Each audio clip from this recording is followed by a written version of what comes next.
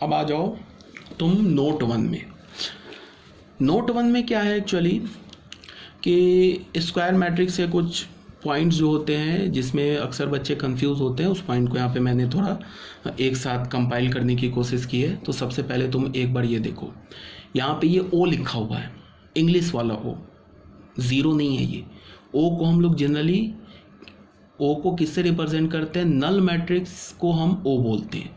तो ओ क्या हमारा है कि स्क्वायर मैट्रिक्स है ऑफ ऑर्डर एम, और स्क्वायर मैट्रिक्स तो है ही और साथ में एक नल मैट्रिक्स भी है। ठीक है, तो किसी भी नल मैट्रिक्स का जो डिटर्मिनेंट वैल्यू होगा वो हमेशा ज़ीरो होगा, चाहे कोई सा भी नल मैट्रिक्स हो, मतलब किसी भी ऑर्डर का हो, 2x2 ऑर्डर का हो, 3x3 ऑर्डर का हो, 4x4 ऑर्डर का हो। फिर मैं एक बार बता दूं, अगर मैं किसी मैट्रिक्स का डिटर्मिनेंट बोल रहा हूं तो वो मैट्रिक्स स्क्वायर होना चाहिए। तो मैंने स्क्वायर मैट्रिक्स में क्या बोला, मैंने जैसे मैंने बोला कि 3 ऑर्डर का नल मैट्रिक्स, 3 ऑर्डर के नल मैट्रिक्स का डिटर्मिनेंट 0 है, मतलब एक ऐसा नल मैट्रिक्स जिसमें 3 रोज एंड 3 कॉलम्स हैं। तो तुम दुनिया का कोई भी नल मैट्रिक्स उठा लो, उसका जो डिटर्मिनेंट वैल्यू होगा वो हमेशा 0 होगा। तो पहली बात तो तुम्हें ये समझना है। तो वही बात लिखा हुआ है, ये इंग्लिश लेटर वाला वो लिखा हुआ है, ये 0 लिखा है, नंबर वाला 0 लिखा है। अब अगर मैं बोलूँ कि ये भी तो एक नल मैट्रिक्स है, इसका डिटर्मिनेंट क्या होगा, 0 होगा, तो फिर ये गलत हो जाएगा, इसका डिटर्मिनेंट ही डिफाइन नहीं होगा। क्यों? क्योंकि ये 2x3 ऑर्डर का है, इसमें रोज एंड कॉलम्स इक्वल नहीं है, तो इसका डिटर्मिनेंट डिफाइन नहीं होगा। ठीक है, डिटर्मिनेंट इज नॉट डिफाइंड। हाँ, यहाँ पे ये 2x2 ऑर्डर का है, इसमें रोज एंड कॉलम डिफाइंड है, तो इसका डिटर्मिनेंट 0 होगा। एक तो ये बात हो गई। अगर मैंने बोला determinant of A matrix is 0, ठीक है, अगर ए मैट्रिक्स हमने ले लिया, उसका डिटर्मिनेंट को हमने 0 बोल दिया, तो ये इम्प्लाई नहीं करता है कि ए, ये कैपिटल ए एक नल मैट्रिक्स है। बच्चे अक्सर इस बात पे कंफ्यूज करते हैं। मैंने क्या बोला कि किसी भी स्क्वायर नल मैट्रिक्स का डिटर्मिनेंट 0 होता है, किसी भी स्क्वायर नल मैट्रिक्स का डिटर्मिनेंट 0 होता है, और ये बार बार स्क्वायर बोलने की जरूरत भी नहीं है।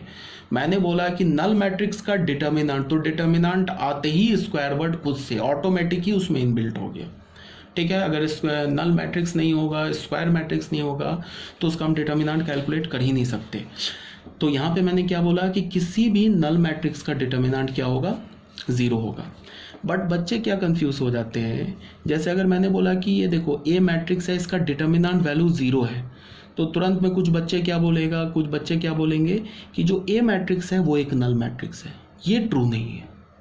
ठीक है, बिकॉज डिटर्मिनेंट वैल्यू जो है किसी मैट्रिक्स का, वो किसी नॉन नल मैट्रिक्स का, ऐसा मैट्रिक्स जो नल मैट्रिक्स नहीं है, उसका भी डिटर्मिनेंट 0 आ सकता है।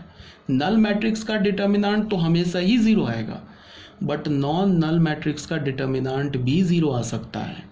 तो अगर मैंने क्या बोला कि अगर मैंने किसी मैट्रिक्स के डिटर्मिनेंट को 0 बताया, तो यहाँ से आप ये इम्प्लाई नहीं निकालोगे कि वो मैट्रिक्स एक नल मैट्रिक्स है। ये 0 नहीं, ओ लिखा हुआ है, ये बात तुम्हें समझना होगा। तो मैंने बोला determinant of A is equal to 0, this doesn't imply A is a null matrix. जैसे तुम ये देखो, ये तो नल मैट्रिक्स नहीं है, ये 1 2 0 0, इसमें ये 2 एलिमेंट तो 0 नहीं है, तो ये नल मैट्रिक्स नहीं है। बट अगर तुम इसका डिटर्मिनेंट कैलकुलेट करोगे तो वो 0 आ गया। But A is not a null matrix, इसी बात को बताया जा रहा है। यहाँ पे क्या बोला जा रहा है, एक बार फिर से, किसी भी नल मैट्रिक्स का डिटर्मिनेंट 0 है। अगर किसी मैट्रिक्स का डिटर्मिनेंट 0 है तो ये इम्प्लाई नहीं कर रहा है कि वो मैट्रिक्स एक नल मैट्रिक्स है। क्लियर है? बहुत बोल दिया। ठीक है, सेकेंड पॉइंट पर आ जाते हैं।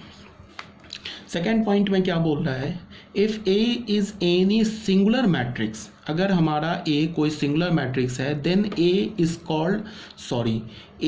Any square matrix, then A is called a singular matrix if its determinant is equal to 0, and A is called a non-singular matrix if determinant is not equal to 0।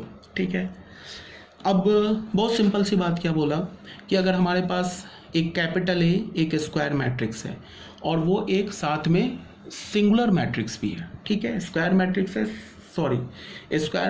है और उस square matrix का determinant value 0 है, तो हम उस square matrix को क्या बोलेंगे, एक सिंगुलर मैट्रिक्स बोलेंगे। ठीक है।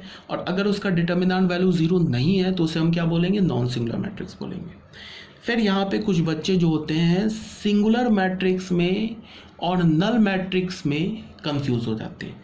वो नल मैट्रिक्स को कभी सिंगुलर मैट्रिक्स बोलेंगे, कभी सिंगुलर को नल बोलेंगे, जबकि ऐसी बात नहीं है, कोई कंफ्यूजन वाली बात नहीं है। नल मैट्रिक्स किसे बोलते हैं, जिसके सारे एलिमेंट जीरो हो जाए उसे हम नल बोलते हैं। सिंगुलर मैट्रिक्स किसे बोलते हैं, सिंगुलर मैट्रिक्स उस मैट्रिक्स को बोलते हैं जिस मैट्रिक्स के क्रॉसपॉन्डिंग डिटर्मिनेंट वैल्यू जीरो हो जाए, उसे हम सिंगुलर मैट्रिक्स बोलते हैं। दोनों अलग अलग बात है, बिल्कुल अलग बात है, ठीक है। सिंगुलर मैट्रिक्स बोलना और नल मैट्रिक्स बोलना बिल्कुल डिफरेंट बात है। इसको मैंने थोड़ा हिंदी में भी लिख दिया, थोड़ा देखने में तुम लोग को थोड़ा शायद फनी लग रहा होगा कि मैथ्स में हिंदी कहाँ से आ गया, बट मैथ्स में लैंग्वेज मैटर नहीं करता है। इम्पॉर्टेंट ये है कि आप समझ जाओ किसी भी लैंग्वेज में। मैं चाइनीज़ में ही तुम्हें सिखाऊं, ऐसे चाइना बोलना सही नहीं होगा चूँकि अभी ठीक है हटाओ, किसी भी मैं चलो मैंने जर्मन लैंग्वेज में तुम्हें मैथ्स पढ़ाया, तुम्हें समझ में आ गया तो ठीक है।